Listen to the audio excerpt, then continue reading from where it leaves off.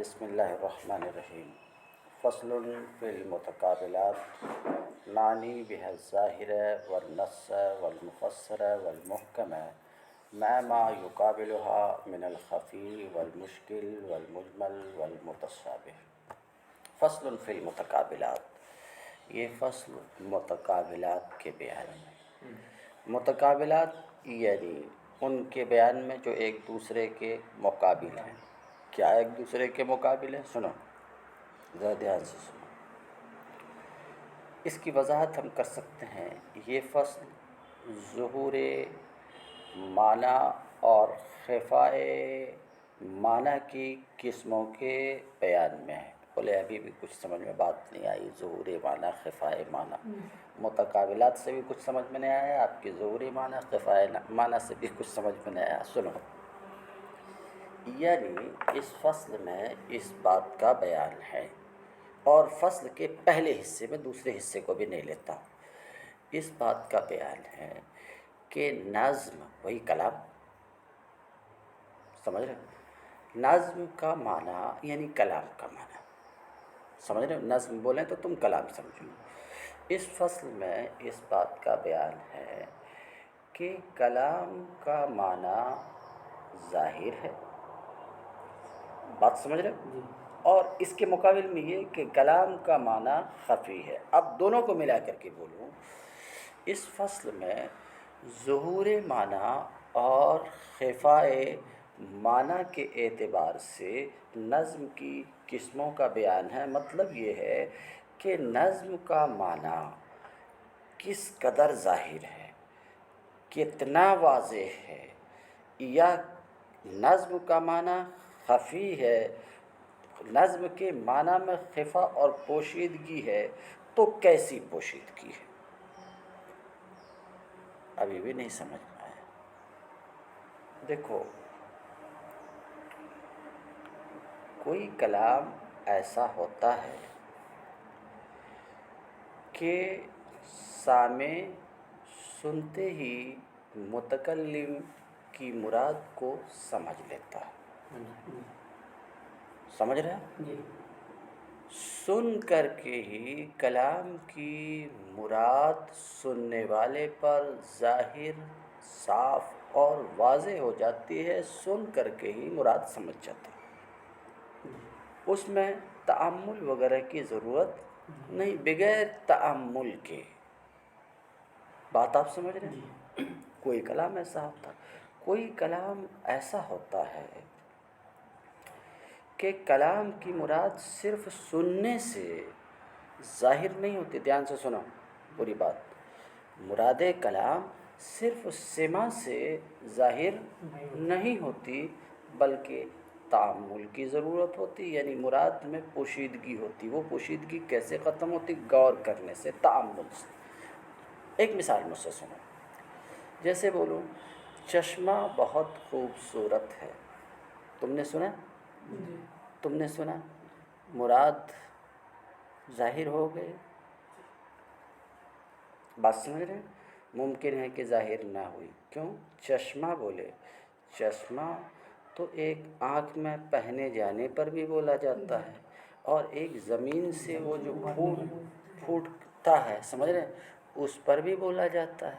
تو اب مراد آنکھ میں پہننے والا چشمہ، اس کی تعریف مقصود ہے، یا یہ کہ زمین سے جو پھوٹتا ہے، سمجھ رہے ہیں کہ نہیں، جو پانی نکلتا ہے، وہ چشمہ ظاہر نہیں ہے، بات سمجھ رہے ہیں؟ کچھ تأمل کیا، اور آگے پیچھے میں تأمل کرنے سے، بات سمجھ رہے ہیں، مراد ظاہر ہوئی۔ تو کوئی کلام ایسا ہوتا ہے کہ کلام کی مراد محض سن کر کے ظاہر نہیں ہوتی۔ سن رہے ہو پلو؟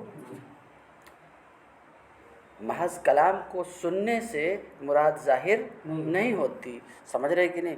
ہاں، کوئی کلام ایسا ہوتا ہے کہ سننے سے ہی مراد ظاہر ہو جاتی۔ مثال کے طور پہ اللہ تعالیٰ کا یہ کلام، احل اللہ البیع، اللہ نے بیع کو حلال کیا، یہ کلام ہے۔ ذرا دھیان سے سنو، اس بحث کو بہت غور سے سننے، سمجھنے، یاد رکھنے کی ضرورت ہے اصول فقہ کو بھی سمجھنے کے لیے، اور اس سے بھی زیادہ قرآن کو سمجھنے کے لیے۔ قرآن کو سمجھنے، بھائی وہ مولانا صاحب ایک معنی بتاتے ہیں، یہ معنی مولانا صاحب ایک معنی بتاتے، وہ مولانا صاحب ایک مطلب بتاتے، یہ مولانا صاحب ایک مطلب بتاتے، صحیح کون سا مطلب ہے؟ بات آپ سمجھ رہے ہیں؟ تو اگر یہ اس بحث کو آپ سمجھے رہو گے تو آپ کو معلوم ہو جائے، آپ کو آرام سے سمجھ سکتے کہ اس کا صحیح معنی کیا ہے، اور یہ معنی جس پر اس کلام کی دلالت ہو رہی ہے، یہ معنی کس طریقے سے، یہ معنی کس طریقے سے اس کلام سے، اس آیت سے ثابت ہو رہا ہے، سمجھ رہے ہیں، اور ثبوت کے کس مقام پر ہے، یہ باتیں اس بحث ظاہر نص، مفسر محکم، خفی مشکل، مجمل متشابہ، عبارت النص، اشارت النص، دلالت النص، اقتضاء النص، اس کو اگر سمجھ گئے تو اسی سے یہ مسئلہ حل ہو جائے گا، جو بہت بڑا مسئلہ ہے۔ بات سمجھ رہے ہیں؟ عبارت النص اس کے بعد آ رہی ہے، جسٹ اس کے متصل عبارت النص، اشارت النص، اس میں تو صرف 4 قسم، اور 4 قسم اس کے مقابل میں 4 قسم ظاہر نص، مفسر محکم، اس کے مقابل میں 4 قسمیں خفی مشکل، مجمل متشابہ، اس سے متصل عبارت النص آنے والی ہے، عبارت النص، اشارت النص، دلالت النص، اقتضاء النص۔ بہرحال تو میں کہنا کیا چاہ رہا تھا، کہنا یہ چاہ رہا ہوں کہ اصول فقہ کے لیے تو یہ بحث ضروری ہے ہی، لیکن اس سے زیادہ آپ کے لیے قرآن کے معنی کو سمجھنے کے لیے اس بحث کو سمجھنا ضروری ہے۔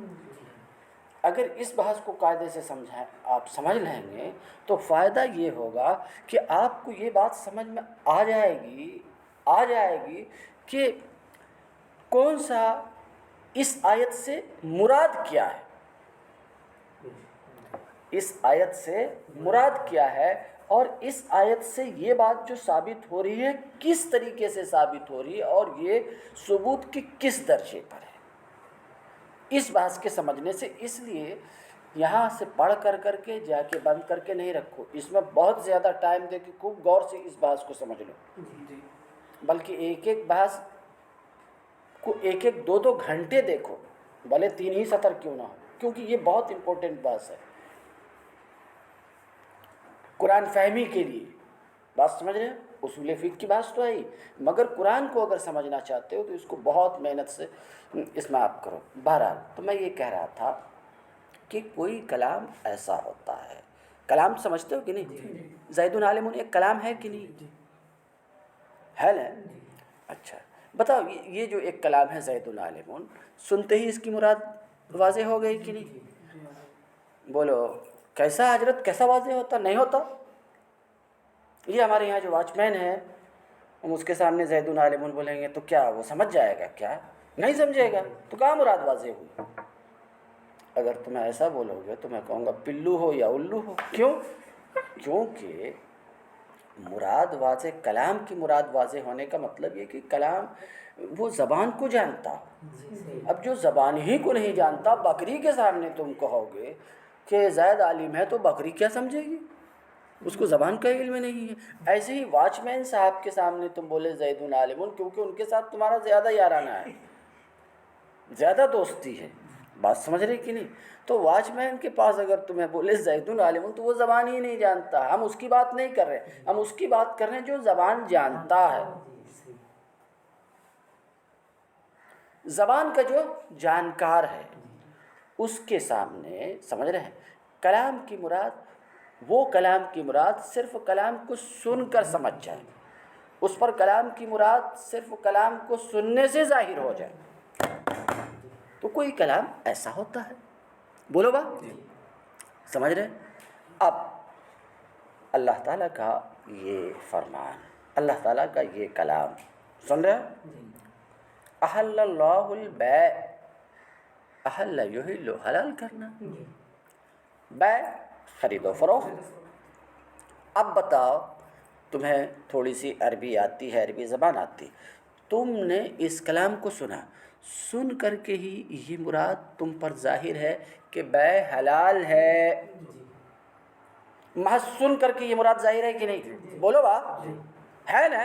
تو کوئی کلام ایسا ہوتا ہے کہ اس کی مراد صرف سننے سے ہی ظاہر ہوتی.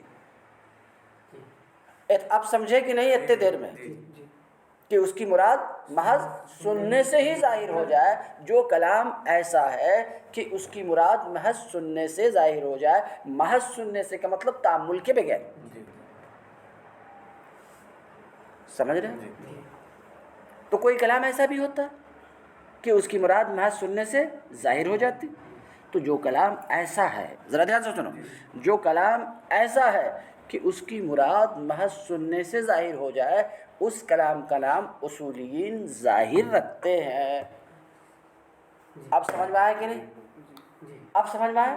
تو ظاہر کسے کہیں گے؟ ظاہر وہ کلام ہے جس کی مراد محض سننے سے ظاہر ہو. سمجھا کہ اب بھی نہیں سمجھا؟ اتنے دیر سے سمجھا رہا ہوں. سمجھ گئے؟ جیسے احل اللہ البیع، بیع کی حلت میں یہ ظاہر ہے. کیوں؟ کیونکہ محض سن کر کے ہی اللہ تعالیٰ کا یہ کلام احل اللہ البیع، محض سن کر کے ہی یہ مراد بیع حلال ہے، ظاہر ہے، کسی تأمل کی ضرورت یہاں نہیں. سمجھ گئے؟ سمجھ میں آئی بات؟ اب سنو آگے. یہ تو ظاہر ہے، مگر آپ خوب سمجھتے ہو کہ ظہور، مراد کا ظہور، معنی کا ظہور، ظاہر ہونا، ظہور کے درجے ہوتے ہیں. جیسے روشنی، اس کے بھی درجے ہیں. 30 پاور کی روشنی، 50 پاور کی روشنی، 100 پاور کی روشنی، مرکری، یہ ہوتے ہیں کہ نہیں؟ تو اسی طریقے سے ظہور کے بھی درجے ہوتے ہیں، ظہور مراد کے بھی. اب سنو، نظم اور کلام ایک ہی چیز ہے. نظم یعنی کلام کی مراد محض سماع سے ظاہر ہے. تو اب ظہور کس طرح کا ہے؟ سن رہے ہو پلو؟ بولو با کہ ذرا مشکل ہو رہا ہے، ذہن سب برداشت کر لے رہا، بامسر نہیں نہ ہو رہا. ہاں بامسر سمجھتے ہو کہ نہیں؟ بامسر نہیں نہ ہو رہا. تو یہ باؤنسر کرکٹ کی اصطلاح ہے. جب بالر بیٹسمین کے سامنے بال پھینک کے سر کے اوپر سے اچھال دیتا ہے تو اس کو باؤنسر بولتے ہیں. سمجھ رہے ہیں کہ نہیں؟ تو اس میں بیٹسمین کے پاس کوئی چارہ نہیں رہتا، صرف سر جھکا دینے کا کام رہتا ہے، اور نہیں تو سر ہی پھٹ سکتا ہے. سمجھ رہے ہیں کہ نہیں؟ بہرحال، تو ظہور کے مدارج ہوتے ہیں کہ مراد کس قدر ظاہر ہے.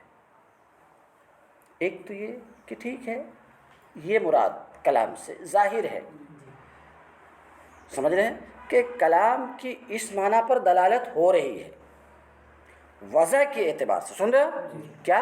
وضع کے اعتبار سے کلام کی اس بات کے اوپر دلالت ہو رہی ہے. سن رہے ہو کہ نہیں؟ نظم کی اس بات پر دلالت ہو رہی ہے. سمجھ رہے ہیں؟ یعنی یہ بات نظم کا مدلول ہے، یہ نظم کا یہ ٹھیک ہے.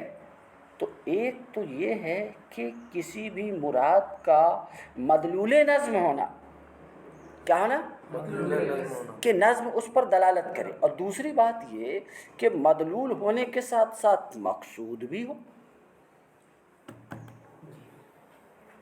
تو مدلول ہونا ایک الگ چیز ہے، مقصود ہونا ایک الگ چیز ہے.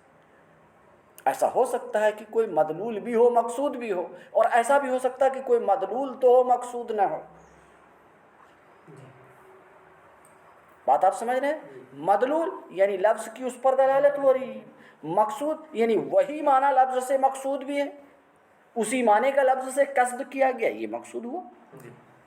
تو میں یہ کہہ رہا تھا کہ کئی مرتبہ نظم سے اس کی مراد ظاہر ہوتی ہے محض سماع سے، سننے سے ہی وہ مراد، سمجھ رہے ہو ہماری بات؟ سننے سے ہی وہ مراد ظاہر ہوتی ہے بعین طور. کیوں ظاہر ہوتی؟ بعین طور کہ وہ مراد لفظ کا مدلول ہے، بعین طور کہ لفظ اس مراد پر دال ہے. وضع کی وجہ سے واضح نے لفظ کو اسی کے لیے وضع کیا. اس وجہ سے ظاہر ہے. کبھی ایسا بھی ہوتا، سن رہے ہو بات، کبھی ایسا بھی ہوتا ہے کہ مراد مدلول بھی ہے اور مقصود بھی ہے، یعنی لفظ کی اس مراد پر دلالت بھی ہو رہی ہے اور لفظ اسی کے لیے لایا گیا ہے. بات سمجھ رہے ہیں؟ لفظ اسی کے لیے لایا گیا ہے، سمجھ رہے ہیں؟ لفظ سے وہی مقصود ہے. بات سمجھ رہے ہیں؟ جیسے کئی مولوی صاحب لوگ جب کسی سیٹھ سے ملتے ہیں، بات سمجھ رہے ہیں، تو سیٹھ صاحب سے مل کر کے کہتے ہیں ماشاء اللہ میرا مدرسہ بہت اچھا چل رہا ہے، 100-200 بچے ہمارے یہاں پڑھ رہے ہیں، اللہ کا بڑا فضل و کرم ہے، اس کا لاکھ لاکھ شکر ہے. تو بظاہر تو اس کا مدلول یہی ہے کہ مدرسہ چل رہا ہے، لڑکے پڑھ رہے ہیں اور اس پر میں بہت خوش ہوں، اللہ کا شکر ادا کرتا. یہ مدلول ہے. مدلول یہ تو ہے مگر مقصود یہ نہیں ہے.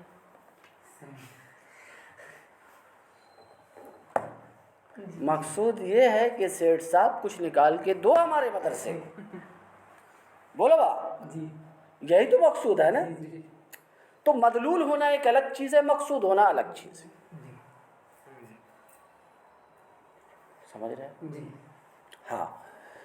تو کئی مرتبہ، آج پہلا درس ہے اسی لیے تھوڑی سی تفصیل کر دے رہا ہوں، کئی مرتبہ ایک مراد کلام کا محض مدلول ہوتا ہے، یعنی کلام کی اس مراد پر دلالت ہوتی ہے. تم کہو گے دلالت کیوں ہوتی ہے؟ ہم کہیں گے وضع کی وجہ سے، اس لیے کہ کلام میں جو الفاظ آئے ہیں اسی کے لیے وضع کیے گئے، اس لیے کلام کی اس مراد پر دلالت ہوتی ہے، اور وہ مراد کلام کا مدلول ہے تو کلام اس کے اوپر دال ہے. کچھ سمجھ رہے ہیں؟ تو کئی بار ایسا ہوتا ہے حضرت کہ ایک مراد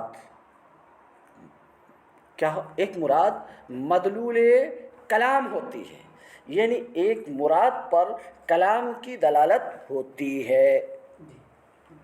جیسے احل اللہ البیع، اس کا مدلول کیا ہے؟ بیع حلال ہے. آگے احل اللہ البیع وحرم الربا، اور ربا یعنی سود کو حرام کیا. تو سود حرام ہے، بات سمجھ رہے ہیں؟ سود کی حرمت اس کلام سے ظاہر ہے کہ نہیں؟ بولو بھائی. ظاہر ہے. تو سود کی حرمت، سن رہے ہو، اس کلام سے ظاہر ہے. تو اب دیکھو حال یہ ہے کہ یہ کلام احل اللہ البیع، بیع کی حلت پر دال، بیع کے حلال ہونے پر دال. حرم الربا، یہ کلام ربا کے حرام ہونے پر دال. تو مراد کہ بیع حلال ہے، سنو، بیع حلال ہے. یہ کلام اللہ تعالیٰ کا، یہ کلام احل اللہ البیع، بیع کی حلت میں ظاہر ہے، کیونکہ یہ مراد نفس کلام سے ظاہر ہے. سن کر کے ہی یہ بات ظاہر ہو جاتی نہیں. بول با، برابر بول رہا ہوں.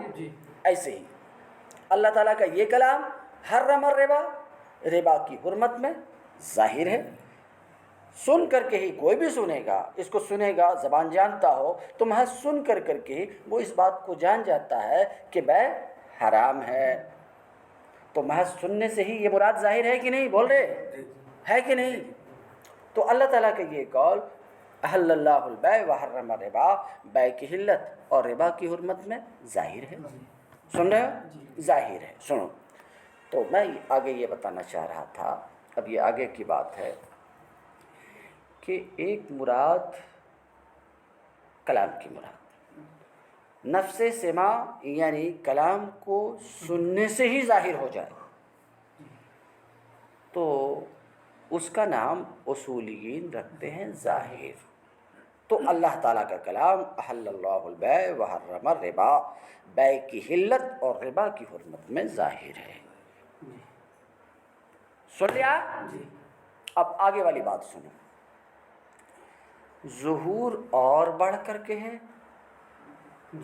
میں سے ظہور اس سے بھی زیادہ ہے. کیونکہ وہ مراد لفظ کا مدلول بھی ہے اور مقصود بھی ہے. اس معنی پر لفظ کی دلالت بھی ہو رہی ہے اور لفظ سے وہی مقصود بھی ہے، کلام کی اس معنی پر دلالت بھی ہو رہی ہے اور وہ معنی کلام سے مقصود بھی ہے، تو مقصود ہونے کی وجہ سے ظہور اور بڑھا کہ نہیں؟ بولو با، بڑھا کہ نہیں؟ تو اسے نص کہتے ہیں۔ نص وہ کلام ہے جس کی مراد نفس سیغہ سے ظاہر ہو، درا حالے کہ کلام اس معنی کے لیے لایا گیا ہو، درا حالے کہ وہ معنی اور مراد کلام سے مقصود ہو، تو یہ نص کہلاتا ہے۔ تو نص میں ایک بات بڑھ گئی، ظاہر میں یہ کہ وہ مراد نظم اور کلام کا مدلول ہے، اور یہاں کیا نظم میں کیا ہے؟ مدلول بھی ہے اور مقصود بھی، کلام سے وہی مقصود بھی ہے، تو اسے کیا بولتے ہیں؟ نص۔ جیسے اللہ تعالیٰ کا یہی کلام احل اللہ البیع وحرم الربا، بیع کی حلت ربا کی حرمت میں تو ظاہر ہے، مگر ان دونوں میں فرق ہے۔ کیا؟ بیع اور سود میں فرق ہے، اس سلسلے میں اللہ تعالیٰ کا یہ کلام نص ہے۔ کیوں؟ ایک بیع حلال ہے، ربا حرام ہے، حلال الگ چیز ہے، حرام الگ چیز ہے، حلال و حرام میں فرق ہے، بولو بات جی، بولو تو اب احل اللہ البیع وحرم الربا، ان دونوں بیع اور ربا میں کیا ہے؟ فرق ہے۔ یہ کلام اس پر دال ہے کہ نہیں؟ بھئی طور کہ ایک کو اللہ نے حلال کیا، ایک کو حرام کیا، تو فرق ہوا کہ نہیں؟ تو بیان فرق میں کہ ان دونوں میں فرق ہے، یہی اللہ تعالیٰ کا کلام نص ہے۔ کیونکہ یہ اللہ تعالیٰ کے اس کلام کا مدلول بھی ہے، مقصود بھی ہے۔ کیوں؟ اللہ تعالیٰ نے فرق ہی کے قصد سے یہ کلام کو لایا کہ دونوں کے درمیان فرق ہے۔ یہ فرق کرنے کی ضرورت اس لیے تھی کہ مشرکین اس بات کے دعوے دار تھے کہ بیع حلال ہے تو ربا بھی حلال ہے، بیع میں بھی بڑھ کر کے آتا ہے، ربا میں بھی بڑھ کر کے آتا ہے، سمجھ رہے ہیں کہ نہیں؟ خرید و فروخت میں بھی کچھ بینیفٹ ہوتا ہے کہ نہیں؟ کچھ بڑھ کر کے آتا ہے، ربا میں بھی کچھ بڑھ کر کے آتا ہے، تو جب وہ حلال ہے تو یہ بھی حلال ہے۔ ایسا کون بولتے تھے؟ مشرکین مکہ بولا کرتے تھے۔ تو اس کی تردید کے لیے کہ اللہ نے ایک کو حلال کیا اور دوسرے کو حرام کیا، تو فرق ہی کو بتانے کے لیے، دونوں کے درمیان فرق کو بتانے کے لیے، تو فرق اس کلام سے مقصود بھی ہے، دونوں کے درمیان فرق اس کلام سے مقصود بھی ہے، اور یہ فرق کلام کا مدلول بھی ہے۔ تو دو بات ہو گئی کہ یہ مدلول بھی ہے اور مقصود بھی ہے، تو اب دو بات جمع ہونے کی وجہ سے ظہور اور بڑھا کہ نہیں؟ تو اسے نص کہتے ہیں۔ بات سمجھ رہے؟ اسے کیا کہتے ہیں؟ نص۔ اب اتنی دیر جو میں بکا، کچھ ظاہر اور نص سمجھ میں آیا؟ آج اسی پر روک دیتا ہوں، کل پھر اس کو کرتا ہوں، لیکن خوب اچھا مطالعہ کر کے آؤ گے۔